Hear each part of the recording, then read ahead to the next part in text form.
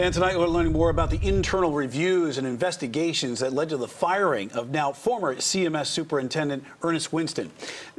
Well, the school board released Winston's personnel files after he was fired this afternoon. Queen City News anchor Ryan Kruger joining us here in the studio to break down all the details. Ryan? Yeah, Alicia and Brian, after board members gave Winston a significantly lower review this year, they brought in an outside investigator. That investigator found that Winston, among other things, refused to turn over public records to the news media, along with one of the most powerful politicians in the state, and that he was dishonest to a school board member about responses that he was supposed to give to lawmakers regarding the district's response to sexual assault allegations. Here are just a couple of quotes from school board members from Winston's review. Now, the board members aren't named in that report.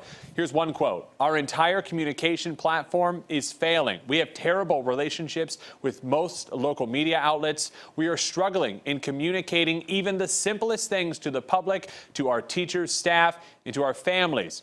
Here's what another board member wrote. To Winston, "There is a growing sense that you are in over your head."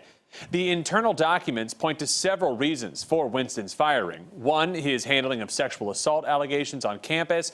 Two, they felt he was too slow in putting in safety measures, such as safety wands at schools, along with those clear backpacks that were ultimately scrapped. And three, the falling test scores among students. All of that said, we spoke to one former school board member who told us she actually felt Winston did the best that he could do. He had the stuff about the students' sexual assault. He had to deal with the COVID coming, the mask, and about the loss of learning, and now the backpacks. So it's been a lot. I've never seen a superintendent deal with that many strong issues. Now, Winston did send out a lengthy statement today saying, in part, leading an organization responsible for educating children through the pandemic has been the ultimate challenge and one from which I have never fled. His statement did not address the specific issues surrounding his dismissal. And again, because of his dismissal, he will still be paid out the remainder of his contract. That's going to be 24 monthly payments of $24,000. Brian? Quite an extensive payout there. And Ryan, there has certainly been a lot of turnover with the top job at Charlotte-Mecklenburg schools in the past decade. Dr. Heath Morrison served as superintendent from 2012 to 2014. He eventually resigned as superintendent.